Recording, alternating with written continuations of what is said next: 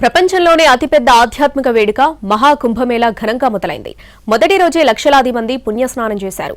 భగవన్నామ స్మరణతో ప్రయాగ్రాజ్ దేదీప్యమానంగా వెలిగిపోతుంది.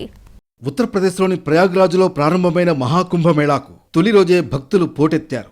గంగా, యమున, సరస్వతీ నదుల సంగమంలో 1,50,00,000 మంది పవిత్ర స్నానాలు చేశారు. సోమవారం నాడు పుష్య పౌర్ణమి సందర్భంగా బీహార్, హర్యానా, బెంగాల్, ఒడిషా, ఢిల్లీ, ఉత్తరాఖండ్, పంజాబ్, హిమాచల్ ప్రదేశ్, మహారాష్ట్ర, మధ్యప్రదేశ్ సహా పలు రాష్ట్రాల నుంచి వేలాదిగా భక్తులు తరలివచ్చారు. వివిధ ఘాట్లు కిటకిటలాడాయి. మహాకుంభమేళాకు వేలాదిగా తరలివస్తున్న భక్తులకు ఉత్తరప్రదేశ్ సీఎం యోగి ఆదిత్యనాథ్ అభినందనలు తెలిపారు. పుష్యమాస పౌర్ణమి రోజున త్రివేణి సంగమంలో పవిత్ర స్నానాల కోసం విచ్చేసిన సాధువులు, కల్పవాసీలు, భక్తులకు హృదయపూర్వక శుభాకాంక్షలు తెలిపారు. మహాకుంభమేళా సందర్భంగా స్వచ్ఛమైన త్రివేణి జలాల్లో పవిత్ర స్నానాలు చేయడం ద్వారా ఈ పండుగను విజయవంతం చేశారు. ఇందుకు సహకరించిన మహాకుంభమేళా అడ్మినిస్ట్రేషన్కు కేంద్ర, రాష్ట్ర ప్రభుత్వాలకు చెందిన వివిధ శాఖలకు ధన్యవాదాలు తెలియజేశారు యూపీ సీఎం యోగి.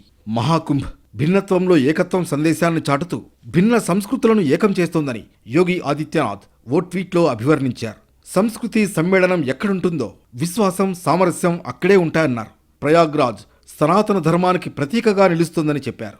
దట్టమైన పొగమంచు, తీవ్రమైన చలిగాలులు ఉన్నప్పటికీ లెక్క చేయకుండా వేలాది మంది భక్తులు త్రివేణి సంగమంలో పవిత్ర స్నానాలకు ఎంతో ఉత్సాహంగా తరలివచ్చారు. వయోభేదం లేకుండా అన్ని రంగాలకు చెందిన ప్రజలు పవిత్ర స్నానాలతో పులకించిపోయారు. 45 రోజుల పాటు జరిగే ఈ కార్యక్రమానికి దేశ విదేశాల నుంచి కోట్ల మంది భక్తులు, టూరిస్టులు వస్తారు. దాదాపు 35 నుంచి 40 కోట్ల మంది కుంభమేళాకు హాజరవుతారని యూపీ ప్రభుత్వం అంచనా వేస్తోంది. ఎక్కడా లోటు రాకుండా సకల సౌకర్యాలు కల్పించారు. కనీవినీ ఎరుగని రీతిలో భద్రతా చర్యలు చేపట్టారు. సాధువులకు సంబంధించిన 13 అఖాడాలు కుంభమేళాలో భాగం కానున్నాయి.